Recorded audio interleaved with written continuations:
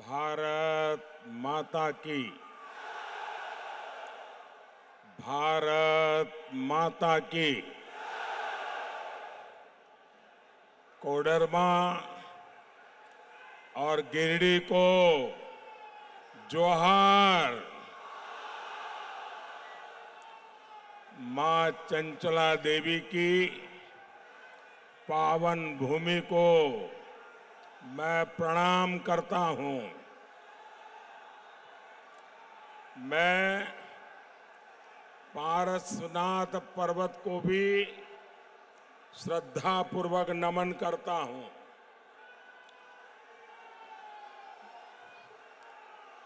हम बचपन से एक नाम हमेशा सुनते आए। जब रेडियो का जमाना था, झुमरी तलैया। झुमरी तलैया का नाम पूरा हिंदुस्तान जानता है। मैं तो देशवासियों को कहूंगा कि आपने जितना झुमरी तलैया का नाम सुना है, उससे भी अधिक हमारा झुमरी तलैया सुंदर है।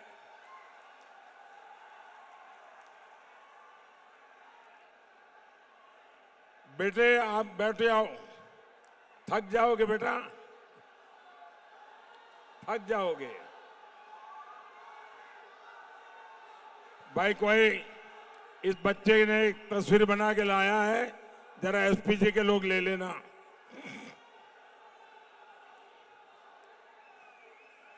बेटा, पीछे अपना नाम पता लिख देना।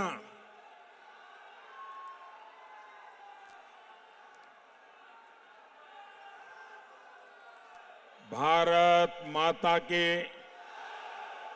भारत माता की। मैं सीधे काशी से आपके बीच आ रहा हूं।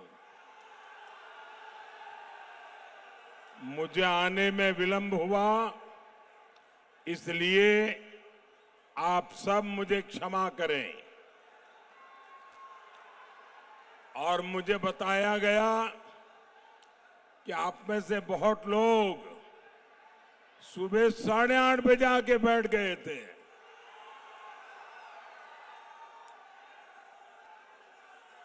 मैं काशी से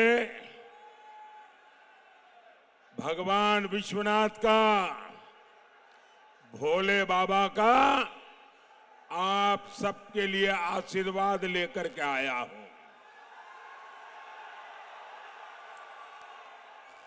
मैं आज काशी में अपना नामांकन दाखिल करने के बाद ये मेरी पहली जनसभा है। और मैं देख रहा हूं कि काशी हो या कोडरमा या गिरिडीह, एक ही बात गूंज रही है। फिर एक बार, फिर एक बार, फिर एक बार। साथियों, जितने लोग यहां दिखते हैं ना, उससे डबल लोग बाहर हैं। ये आपका प्यार, ये आपके आशीर्वाद, ये आपका उमंग, मैं आपको शत शत नमन करता हूं। साथियों, काशी के लिए मैं पीएम नहीं, एमपी हूं। कोडरमा और गिरिडीह वालों को भी यही समझकर वोट डालना है। मोदी ही आपका एमपी है, मोदी ही आपका पीएम है।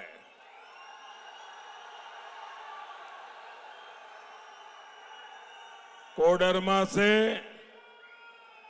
बहन अन्नपूर्णा देवी और गिरिडीह से आजसू के हमारे साथी श्री चंद्रप्रकाश चौधरी जी,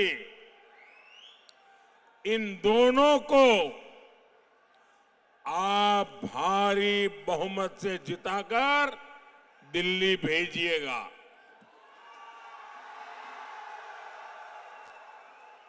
आपका एक एक वोट देश में तीसरी बार मोदी की मजबूत सरकार बनाएगा।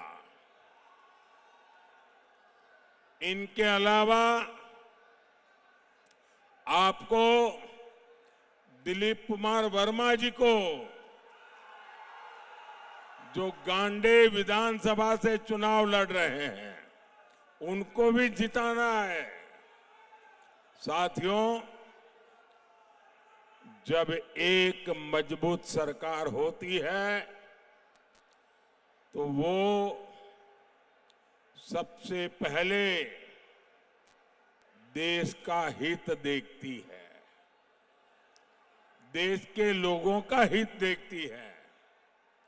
लेकिन जब देश में कांग्रेस जैसी कमजोर सरकार होती है तो वो देश को भी कमजोर कर देती है। ऐसी कमजोर सरकार कभी भी देशवासियों का भला नहीं कर सकती। कोडरमा और इस क्षेत्र के लोगों को इन्होंने दशकों तक कमजोर सरकारों का रवैया देखा है। कांग्रेस की कमजोर सरकारों ने देश को नक्सलवाद की आग में झोंक दिया और नक्सलवाद ने देश का बहुत नुकसान तो किया ही किया, लेकिन मेरे देश के अनेक माताओं को, उनके सपनों को कुचल डाला है। जो बेटे नक्सलवाद की राह पर जाके बंदूक उठा रहे थे, उन्होंने खुद को तो बर्बाद कर दिया, उस परिवार को बर्बाद कर दिया और उस मां को जिंदगी भर रोते रहने के लिए मजबूर कर दिया। इस आग में वामपंथियों ने भी अपनी रोटियां सेकी। ये भाजपा की सरकार है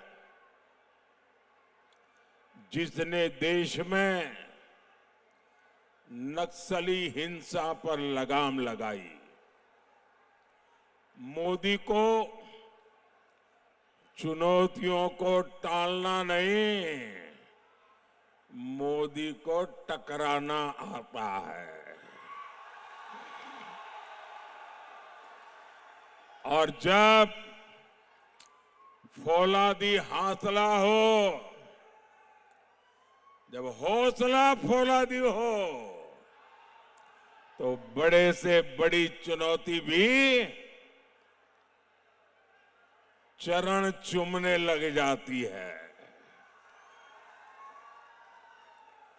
आज पूरे देश में नक्सलवाद का दायरा बहुत सिकुड़ गया है, बहुत सिकुड़ गया है। और मैं कोडरमा की इस धरती से सभी देशवासियों को एक गारंटी दे रहा हूं, आतंक हो या फिर नक्सलवाद, मोदी अपने तीसरे कार्यकाल में इन पर बहुत बड़ा प्रहार करने का संकल्प ले चुकी है। मोदी झारखंड को फिर से नक्सलवाद का गढ़ नहीं बनने देगी। मैं अपने नौजवानों की जिंदगी तबाह नहीं होने दूंगा। मैं उन माताओं की कोख छीनने नहीं दूंगा। वो दिन दूर नहीं जब पूरी आदिवासी बेल्ट खून खराबे से मुक्त होगी, और ये मोदी की गारंटी है।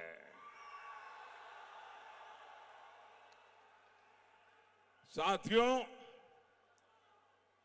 आज आपने टीवी पर देखा होगा, कल रात को टीवी पर देखा होगा, इस पूरे चुनाव में अगर कोई पूछे मुझे कि मोदी जी सबसे संतोषजनक बात क्या लगी, तो मैं कहूंगा कल श्रीनगर में जो मतदान हुआ है, लोकतंत्र के प्रति जिस प्रकार से श्रद्धा व्यक्त की गई है, भारत के संविधान प्रति जो मोहर लगाई गई है,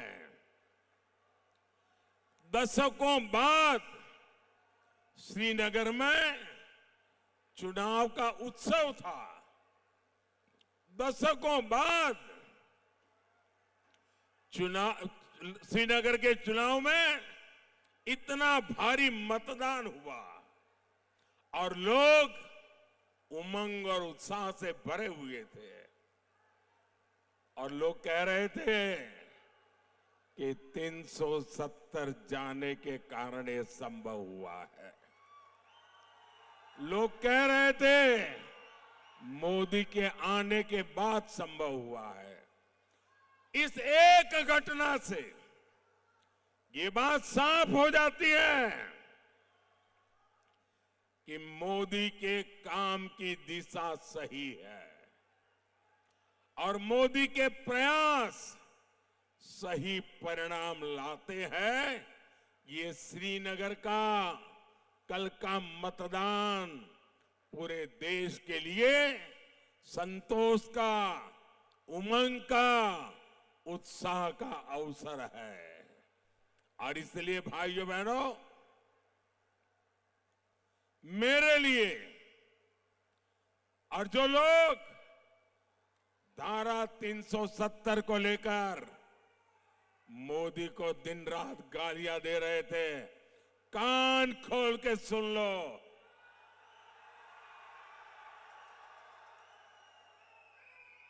ये धारा 370 की दीवार हटी है, हमारे दिलों को जोड़ दिया है। हमारे सपने, हमारे अरमान एक साथ आगे बढ़ रहे हैं। भारत के लोकतंत्र के जीवन में इससे बड़ी कोई घटना नहीं हो सकती है।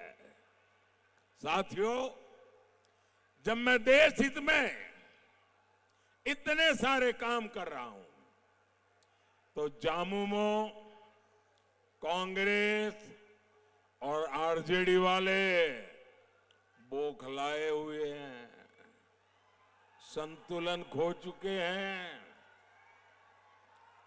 यही कोडरमा में इंडी गठबंधन के एक नेता ने मुझे गोली मारने की बात कही थी।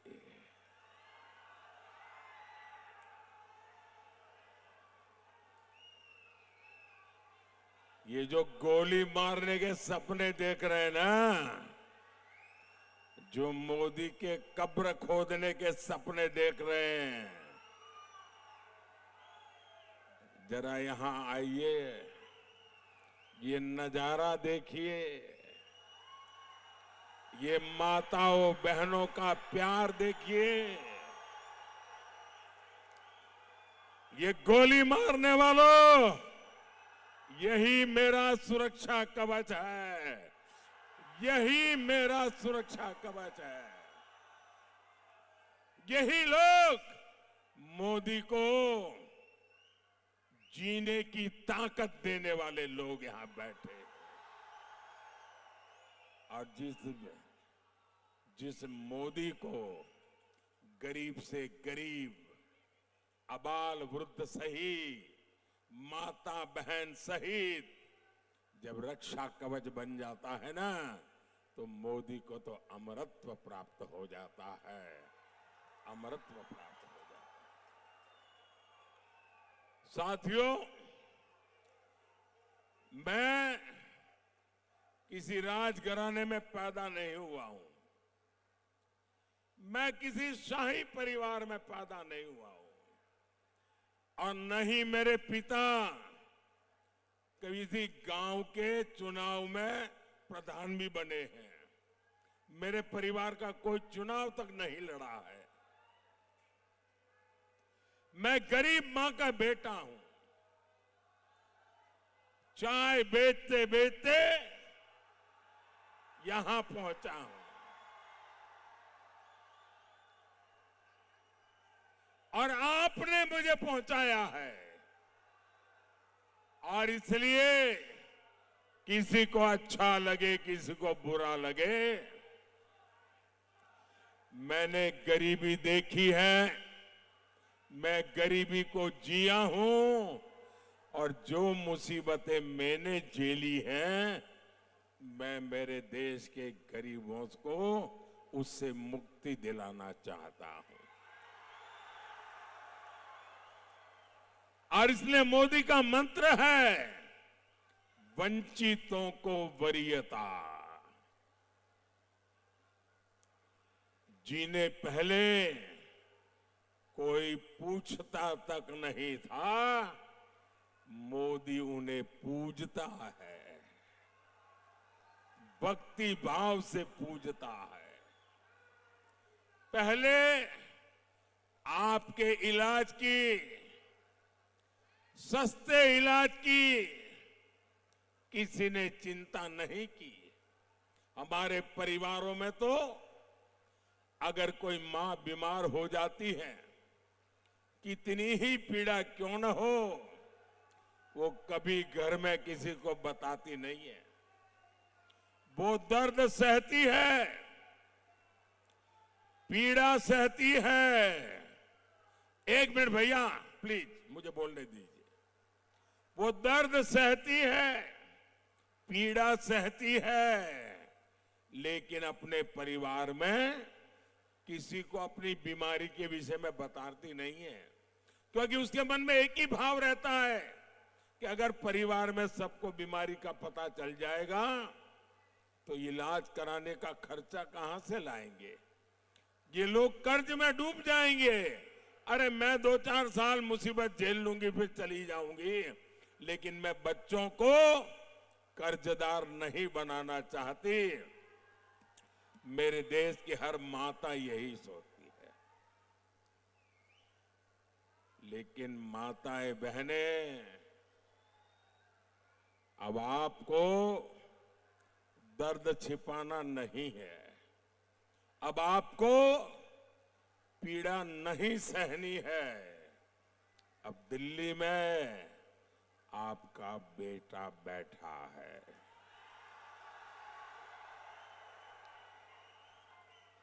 अब आपके इलाज की चिंता ये आपका बेटा करेगा। आपको एक पाई का खर्चा नहीं होगा, इलाज मैं करवाऊंगा। मैंने देश भर के मेरे गरीब भाई बहनों को कहा है, भाइयों बहनों, मैंने देवघर में एम्स बनवाया, हिंदुस्तान का बढ़िया से बढ़िया अस्पताल। देवघर एम्स से इस क्षेत्र के गरीबों को बहुत बड़ा सहारा मिला है। मोदी ने उन्हें अस्पताल में 5 लाख रुपए तक मुफ्त इलाज की सुविधा दी है। हर गरीब का सपना होता है उसके पास पक्का घर हो। अगर आपका बेटा दिल्ली में बैठा हो और आप झोपड़ी में रहे, आपका बेटा दिल्ली में बैठा हो और आप कच्चे घर में रहे, इस बेटे को मंजूर नहीं है मैं हर गरीब परिवार को पक्का घर देना चाहता हूं। अब तक 4 करोड़ परिवारों को पक्के घर दे चुका हूं और तीसरे टर्म में आऊंगा। जो बच गए हैं ना, उनको भी पक्का घर दे के रहूंगा। ये मोदी की गारंटी है। मोदी ने कोडरमा, गिरिडीह में गरीब परिवारों को 1.25 लाख से ज्यादा पक्के घर बना के दिए हैं। और मेरी आपसे प्रार्थना है, आप जब गांव-गांव जाएंगे, अभी भी कहीं कोई नजर आए आपको जिसको पक्के घर की जरूरत है, उसका नाम पता लिख दीजिए, मुझे भेज दीजिए और उस मां बहन को कह देना कि मोदी की गारंटी है। तीसरी बार जब आएगा तो आपका घर भी पक्का हो जाएगा। मेरे लिए आप ही मोदी है, गारंटी दे देना। 7-8 साल पहले तक यहां करीब 2 लाख घर ऐसे थे जहां बिजली नहीं थी। मोदी ने अब उनके जीवन से अंधेरा दूर किया है, उनका घर रोशन किया है। मुफ्त राशन की योजना से भी यहां लाखों परिवारों को फायदा पहुंच रहा है। आज इतने साल हो गए, 80 करोड़ लोगों को मुफ्त में राशन मिल रहा है। मेरे पहले सोनिया बहन की एक रिमोट वाली सरकार चलती थी 10 साल पहले। उस समय के प्रधानमंत्री को पूछा गया कि आपके पास अनाज बिक रहा है, सड़ रहा है, आप गरीबों को क्यों नहीं देते? उन्होंने कहा मैं गरीबों को इतना दे नहीं सकता हूं, हमारे पास इतना नहीं है। जब आपका बेटा वहां बैठा ना, भूख क्या होती है वो मैं जानता हूं। और बच्चे भूखे होते हैं तो मां रात भर आंसू पीती रहती है, वो मैंने देखा है। और इसलिए मैंने तय किया, मैं गरीब का चूल्हा बुझने नहीं दूंगा। मैं गरीब के बच्चों को भूखे सोने नहीं दूंगा। और इसलिए 80 करोड़ लोगों को मुफ्त इलाज पहुंच रहा है। और मेरे भाइयों बहनों, लिख के रखिए, तीसरी बार आने के बाद अगले 5 साल भी मुफ्त राशन मिलता रहेगा। 4 लाख परिवारों का भी यहां पीने का शुद्ध पानी मिल रहा है। यहां लाखों किसानों को पीएम किसान सम्मान निधि का भी लाभ मिल रहा है। गरीब का ये बेटा आपके जीवन से हर परेशानी को समाप्त करने में जुटा है। और इसलिए मुझे आपका आशीर्वाद चाहिए, ताकि जो छूट गए हैं मैं उन लोगों तक भी मेरी ये सारी कार्यक्रम योजनाएं सुविधाएं पहुंचा सकूं। साथियों, जब दिल्ली में कांग्रेस जेएमएम लेफ्ट की सरकार थी, तब खनिज संपदा से निकला पैसा उस क्षेत्र को नहीं मिलता था, सीधे सरकार के खजाने में और कुछ चोरों के जेब में चला जाता था। यहां तो अभ्रक की कितनी सारी खदानें रही हैं, आपको क्या मिला? कोडरमा और गिरिडीह, उसको भी नाम मात्र के लिए कुछ मिल गया तो मिल गया। मोदी ने कहा ऐसा नहीं चलेगा। मोदी ने नई नीति बनाई, हमने डिस्ट्रिक्ट मिनरल फंड बनाया।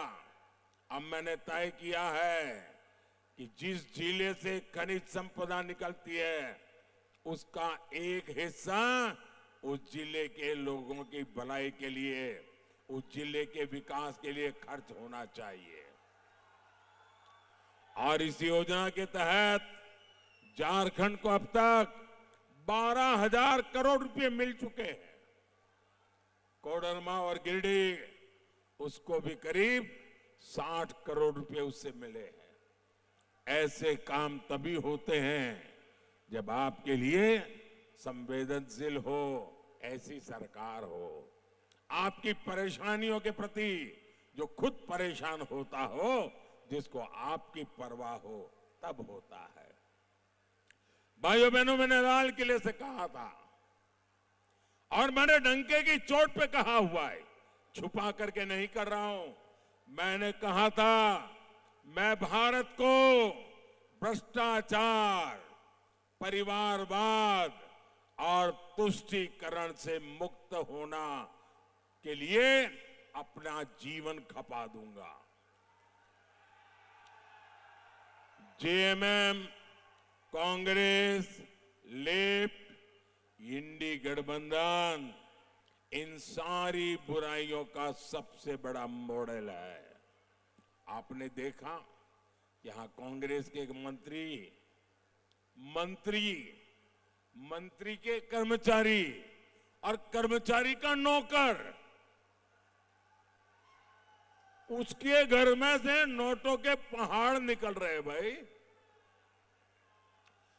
ये नोटों के पहाड़ इतने बड़े हैं कि गिनते गिनते मशीन हाँफ जाती है। मशीन, मैंने तो मेरे जीवन में कभी नोटों का ऐसा ढेर आंखों के सामने देखा नहीं, पहली बार टीवी पे देख रहा हूं।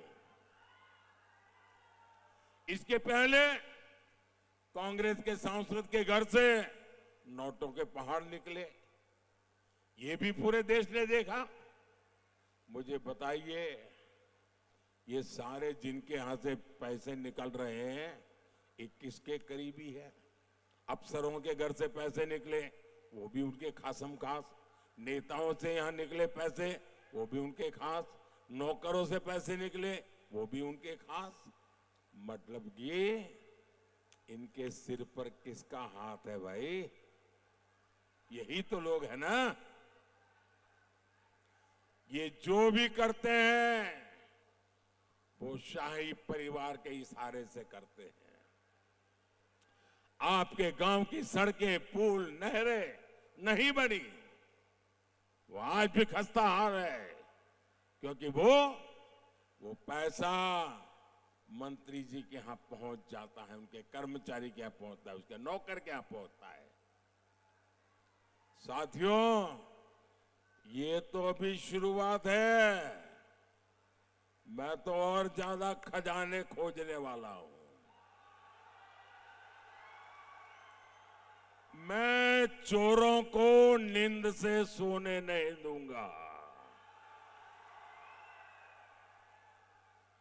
मैं उनकी नींद तो उड़ा दूंगा, उनके खजाने भी खाली करके रखूंगा। ये पैसे आपके हैं, इन पैसों के मालिक आप हैं। कोई चोरी लूट नहीं कर सकता है। मोदी इन पर कड़ी कार्रवाई कर रहा है और इसलिए ये मोदी को गोली मारने की बातें करते हैं, मोदी को गोली गालियां देते हैं। साथियों, झारखंड में आज अपनी आस्था का पालन करना मुश्किल हो गया है। हमारे आराध्यों की मूर्तियां तोड़ी जा रही है। जिहादी मानसिकता वाले घुसपैठिए झुंड बनाकर हमला कर रहे हैं। झारखंड सरकार आंखें मूंद करके बैठी है, पीछे से समर्थन कर रही है। इन घुसपैठियों ने राज्य में हमारी बहनों बेटियों की सुरक्षा को खतरे में डाला हुआ है। क्या झामुमो कांग्रेस आरजेडी वालों को आपका एक वोट भी मिलना चाहिए क्या? उनको कहीं पर भी जगह मिलनी चाहिए क्या? हर बूथ में से उनका पराजय होना चाहिए कि नहीं होना चाहिए? भाई और बहनों, इंडी गठबंधन वालों का तुष्टीकरण का खेल अब चरम पर पहुंच चुका है। ये लोग पहले जो पर्दे के पीछे करते थे वो आज सामने आकर के कहने लगे हैं। अब ये खुलेआम कह रहे हैं कि मोदी के खिलाफ वोट जिहाद करेंगे, वोट जिहाद। भाइयों बहनों,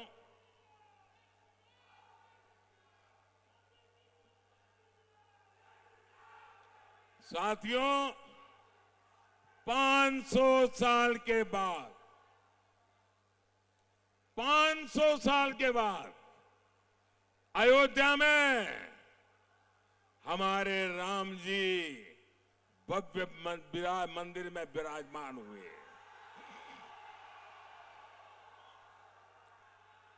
पूरा देश खुश हुआ कि नहीं हुआ? आप सब खुश हुए कि नहीं हुए? बोलिए जय श्री राम, जय श्री राम। लेकिन ये इंडिया अलायंस वाले, ये लोग राम मंदिर को लेकर बद्दी बद्दी बातें कर रहे हैं। आए दिन इन नेताओं को जो बयान आते हैं वो शर्मनाक बयान आ रहे हैं। कांग्रेस के कुछ लोग तो ये तक कह रहे हैं कि कांग्रेस सुप्रीम कोर्ट के फैसले को बदलने की साजिश कर रही है। और कांग्रेस के ही एक वर्षों तक कांग्रेस के नेता वो आजकल कह रहे हैं कि कांग्रेस ने तो तय कर लिया है कि अब रामलला को फिर से टेंट में भेजेंगे। क्या आप रामलला को टेंट में जाने देंगे? क्या देश में ऐसा पाप उनको करने देंगे? रामलला भव्य मंदिर में रहेंगे कि नहीं रहेंगे? ये कहते हैं राम मंदिर को ताला लगा देंगे। भाइयों और बहनों, मोदी की नीति एकदम साफ है। हमारी माताएं बहनें हर परिवार की बेहतरीन प्रबंधक होती है, इसलिए देश उनके इस कौशल के सदुपयोग के बिना विकसित नहीं हो सकता। तभी मोदी माताओं बहनों की सुविधा और समृद्धि के लिए हर योजना बना रहा है। यहां बहुत बड़ी संख्या में बहनें सहायता समूहों से जुड़ी है। 10 वर्ष में 10 करोड़ बहनों को ऐसे समूहों से हमने जोड़ा है। हमने पहली बार बहनों के भी बैंक खाते खुलवाए और समूहों के भी बैंक खाते खुलवाए। आज मोदी लाखों करोड़ रुपए की मदद इन समूहों तक पहुंचा रहा है। मोदी ने संकल्प लिया है कि हमारी सरकार 3 करोड़ बहनों को, ये आपके लिए खुशी की खबर है, 3 करोड़ बहनों को मोदी लखपति दीदी बनाएगा, लखपति दीदी बनाएगा। साथियों, विकास के, जन कल्याण के काम तेजी से पूरे हो, इसके लिए आपको बड़ी संख्या में मतदान करना है। घर घर जाना है, ज्यादा से ज्यादा मतदान करना है। हमें हर सीट नहीं, हर बूथ को जीतना है। आप घर घर जाइएगा और कहिएगा कि मोदी जी ने आपको जो हार कहा है, नमस्कार कहा है। और इस चुनाव में हमारे 2 लोकसभा के साथी और एक हमारे विधानसभा के साथी, मेरे इन तीनों साथी को आपको विजयी बनाना है। बोलिए भारत माता की, भारत माता की, भारत माता की। बहुत बहुत धन्यवाद।